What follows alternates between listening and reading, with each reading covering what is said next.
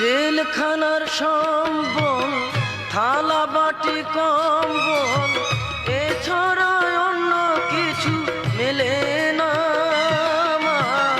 জেলখানার সম্বল থালা বাটি কম্বল এছাড়া অন্য কিছু মেলে না।